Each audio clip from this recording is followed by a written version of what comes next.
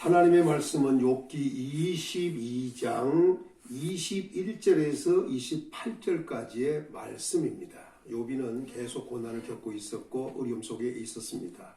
병든 그 상태 그대로 있었습니다. 슬프고 힘들고 어려운 상태에 있었습니다. 욥의 세 친구가 찾아와서 그를 위로하면서 여러 가지 권고도 하고 권면도 하고 책망도 하면서 욥과 대화를 했습니다. 그 중에 지혜로운 자 엘리바스가 또 욥에게 어찌 행할 것인가를 지금 말하고 있는 그 내용을 오늘도 우리가 살펴보면서 함께 은혜를 받고자 합니다. 엘리바스는 욥에게 이렇게 말합니다. 하나님과 화목하라. 먼저는 하나님과 화목하라는 것입니다. 그러면서 평안하라. 그리하면 복이 내게 임할 것이다. 이렇게 말씀합니다. 21절에 우리가 중요한 것은 하나님과 화목하는 것입니다.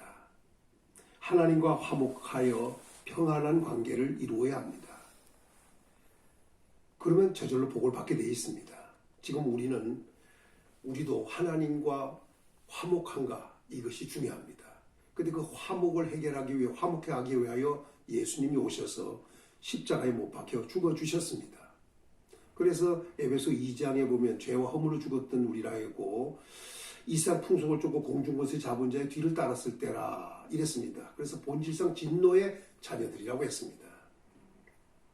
여기서 우리가 알아야 할 것은 그러면서 하나님과 우리 사이가 멀리 있었고 하나님과 우리 사이에 담이 있었다고 얘기합니다.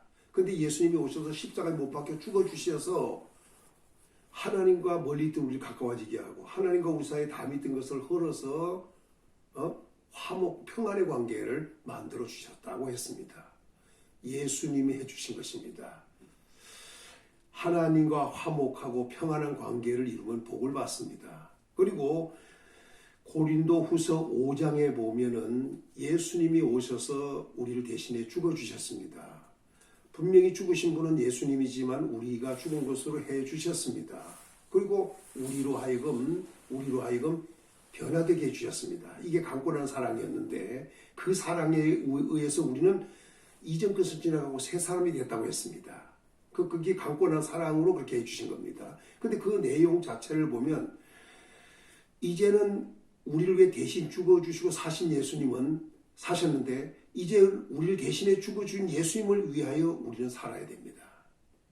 예수님이 그렇게 죽어주신 이유는 이제는 죽은 자 가운데서 다시 사신 우리를 위해 죽어주시고 우리를 위해 다시 사신 예수 그리스도를 위하여 살으라고 대신 죽어줬다는 것이죠. 두 번째는 예수 그리스도가 사람이나 육체대로 알면 안 된다는 겁니다. 영적으로 알아야 된다는 것입니다. 그리고 세 번째 중요한 것은 하나님과 우리를 화목하게 했고 또 화목해 하는 직책도 주시고 사신도 되게 했다는 것입니다. 또 화목해 하는 말씀도 부탁을 받았습니다. 그리고 마지막으로 하나님의 의가 되게 해주셨습니다. 이 네 가지 축복이 강권하는 사랑으로 말미암아 되어진 것입니다.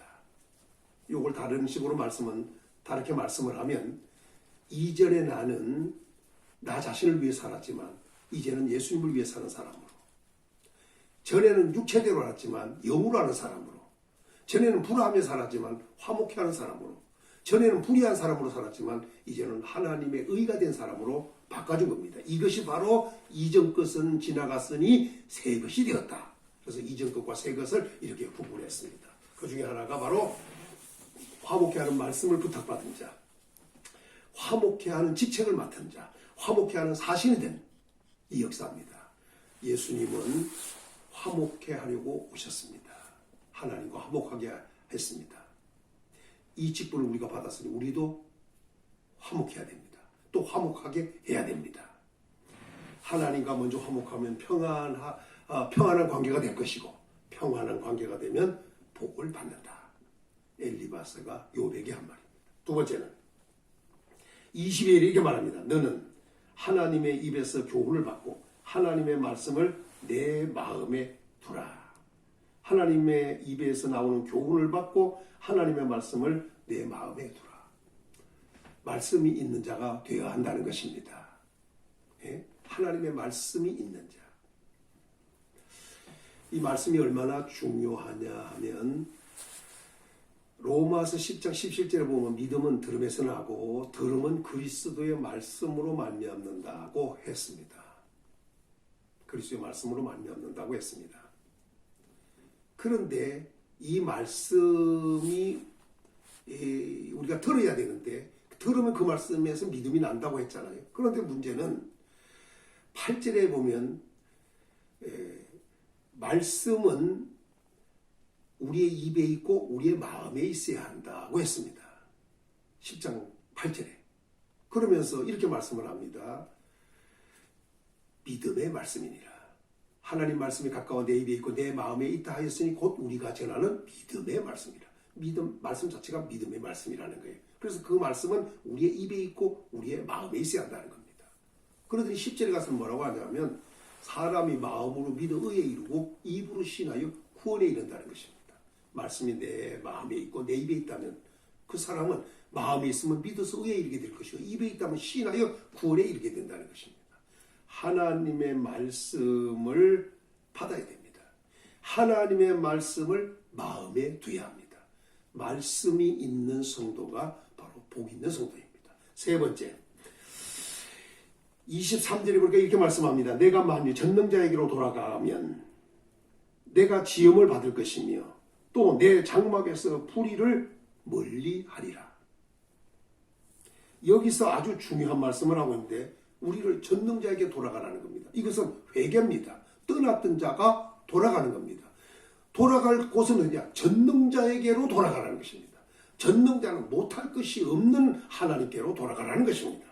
그 하나님께로 돌아가면 지음을 받는다는 거예요. 이 지음이라는 것은 변화를 되는 것이죠. 예? 떠났을 때 우리와 돌아갔을 때 우리가 전혀 다른 사람이 되는 것이죠. 또 한 가지는 내 장막에서 불의를 멀리 하라 그랬어요. 장막에서 불의를 멀리 하라는 거예요. 이건 개인적으로 하나님께 돌아가는 것도 중요하고 그 다음에는 가정적인 회개운동이 일어나야 된다는 것입니다. 장막에서 불의를 멀리 하라는 거예요. 그러니까 개인적으로 하나님께 돌아가는 것을 얘기하지만 장막은 가정을 얘기하는데 그 가정에서는 불의를 멀리 버리라는 것입니다. 회개운동을 얘기하는 것입니다. 회개하면 복을 받는다. 엘리바스가 욥에게 지금 말하고 있는 겁니다. 세 번째는 물질이 아니라 하나님 중심이 되어야 한다는 것입니다. 24절에 보니까 내 보화를 티끌로 여기고 오빌의 금을 계곡의 돌로 여기라. 자, 여기서 우리에게 주는 말씀은 보화를 티끌로 여기라. 세상 사람 치고 보화를 티끌로 여길 사람이 어디 있겠습니까? 예? 오빌의 정금, 금 중에서 오빌의 정금이 가장 인정받고 가치 있는 것인데 그 오빌의 금을 계곡의 돌로 여기라는 겁니다. 그 흙에 빠진 돌같이, 예? 보배를 티끌같이. 이게 할 수 있는 일입니까? 그런데 복받을 사람은 그렇게 한다는 것입니다. 그러면서 이렇게 말하고 있습니다. 25절에 그리하면 전능자가 내 보화가 되며 내게 고귀한 은이 되시리라. 하나님이 보화가 되고 하나님이 은금이 되게 하라는 것입니다. 진짜 보화가 아니고 금이 아니라는 것입니다. 하나님이 보화요 하나님이 은이 되셔 주셔야 이게 복이라는 것입니다.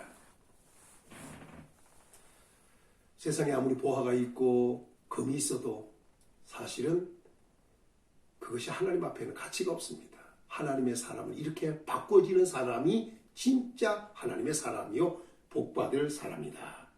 이렇게 말씀을 오늘 하고 있는 거예요. 그리고 26절에 보면 이렇게 말합니다. 이에 내가 전능자를 기뻐하여 하나님께로 얼굴을 들 것이라. 만약에 이런 일이 벌어지면 이제부터 사람이 복을 받는데 어떤 복을 받느냐 이겁니다. 반복합니다. 하나님과 화목하고 평안한 사람이 되어야 된다. 그 다음에 하나님의 말씀을 받아서 마음에 둬야 된다. 그리고 전능자에게로 돌아가고 장막에서 불의를 그리는 회개운동이 일어나야 된다. 그리고 세 번째는 보화, 금을 버리고 티끌같이 여기고 계곡의 돌같이 여기면서 하나님으로 보배되게 하고 그리고 하나님이 고귀한 은이 되게 하라. 그렇게 하면 그 사람은 복을 받는데 어떤 복이 오느냐? 26절에 내가 전능자를 기뻐하여 하나님께로 얼굴을 들 것이라. 하나님께로 얼굴을 들 수 있는 자가 되어야 한다는 것입니다. 이런 복이 온다는 거예요. 예? 하나님께 얼굴을 들지 못하는 자는 뭐야? 죄인 아닙니까? 얼굴을 들 수 있는 자, 그 사람은 바로 복을 받은 사람이에요. 오늘 우리도 하나님께로 얼굴을 향하여 들 수 있는 사람으로 복 받으시기를 예수님의 이름으로 축원합니다. 두 번째 복은 너는 그에게 기도하겠고 그는 들으실 것이다. 우리는 기도하면 하나님은 들으신다는 거예요. 이게 바로 복입니다. 기도하는 대로 하나님은 응답을 주신다는 게, 들으신다는 게 뭐예요? 들으시고 기도하고 그는 들으실 거예요. 들었다는 것이 뭐냐면 하나님 받아들이시겠다는 거 아니겠어요? 응답이 오게 돼 있습니다. 기도함으로 끝내지 말고 하나님이 들으셔서 응답 주실 수 있는 기도의 복을 받아야 된다는 것입니다. 세 번째 복은 28절에 내가 무엇을 경영하면 이루어질 것이요. 무엇이든지 경영하는 것은 다 이루어진다는 겁니다. 형통입니다. 무엇을 하든지 된다는 것입니다. 잘 되는 형통의 복이 와야 합니다. 마지막으로 네 번째는 내 길에 빛이 비치리라. 일평생 가는 길에 어둠이 없어야 합니다. 어둠이 없어야 합니다. 우리 가는 길에 빛을 비춰주셔서 그 빛이 환한 길로 우리가 간다면 그 길이 아무리 돌이 있고 험하고 어려워도 우리는 실족하게 넘어질 일 없이 그 길을 갈 수가 있습니다. 엘리바스는 욥이 복받는 길을 얘기해 주었습니다. 그 어려움을 해결받고 그 어려움에서 해결돼서 정말로 복 있는 사람 되기를 바라면서 욥에게 이 말로 권했습니다. 말씀을 결론을 내리면 하나님과 화목하고 평안해야 된다는 걸 말씀했고, 두 번째는 말씀을 받아서 마음에 있게 해야 된다고 했고, 세 번째는 회개운동이 일어나야 한다 했고, 세 번째는 하나님으로 보배를 삼으라는 것을 말씀한 겁니다. 그렇게 되면 하나님께로 향하여 얼굴을 들 수 있는 사람이 되고 기도하는 것마다 응답 받을 수 있고 무엇을 결정하든지 경영하는 것이 이루어지게 될 것이고 일평생 가는 길에 어둠 없이 빛이 비춰주시는 이런 복을 받게 된다고 하였습니다. 이 같은 복이 성도들에게 그대로 임하기를 예수님의 이름으로 축원합니다.